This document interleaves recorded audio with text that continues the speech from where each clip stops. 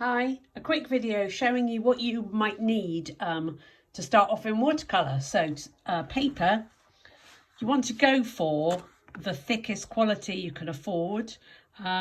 This is the one I use for my day-to-day paintings, which is Bockingford Knot, which is the way it's pressed, and this is 425 grams per meters squared, or 200 pounds. Sometimes if I'm feeling a bit of a cheapskate, I go for this one, which is not 300 grams, which is 140, which is fine. It's got a nice texture, but it does tend to wrinkle a bit. And then this one I bought by mistake, but I still use it for printing, and that's 190 grams or £90, and it's really thin. I don't really like that one, and also the texture's too smooth. I want it a bit more lumpy. So that's the paper.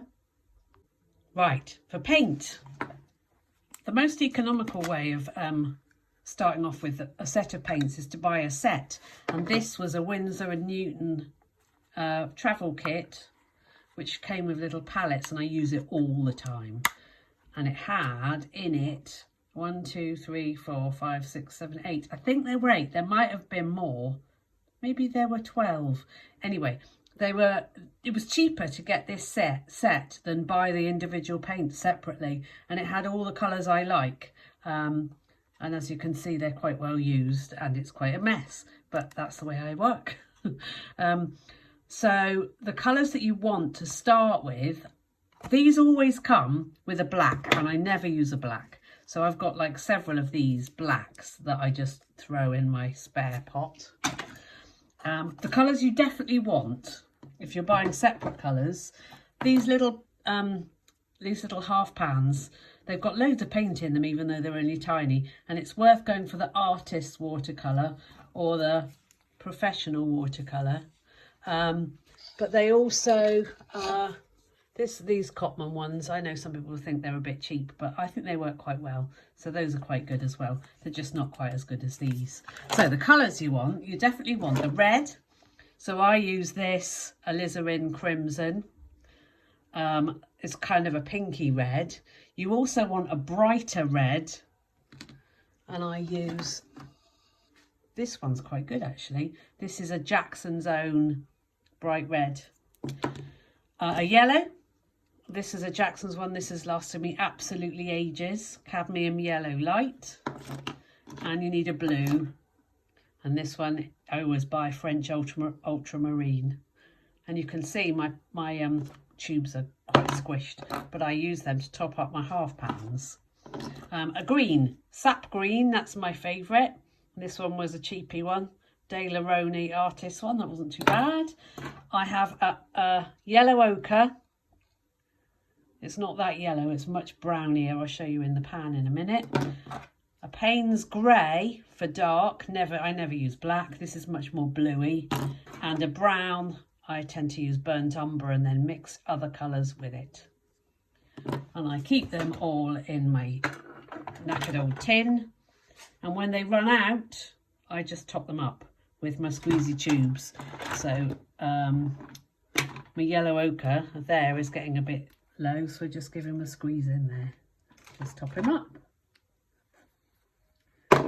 As extras, I use this one, which is phthalo turquoise, and a Winsor violet. It's quite a nice one when I need a purple.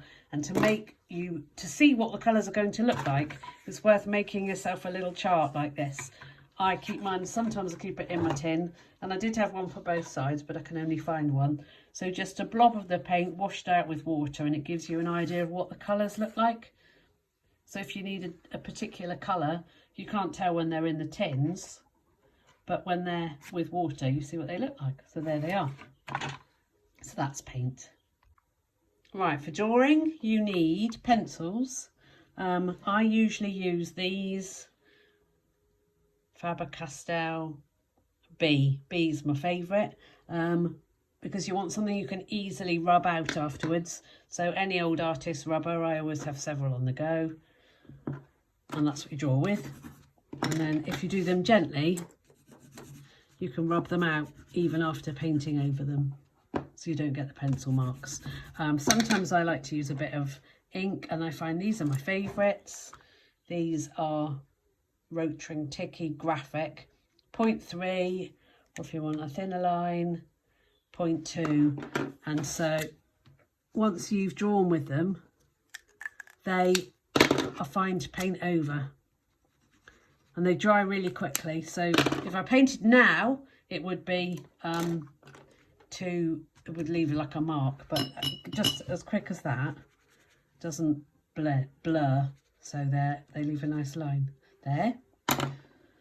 Oh, water, jam jar, nothing posh. Brushes.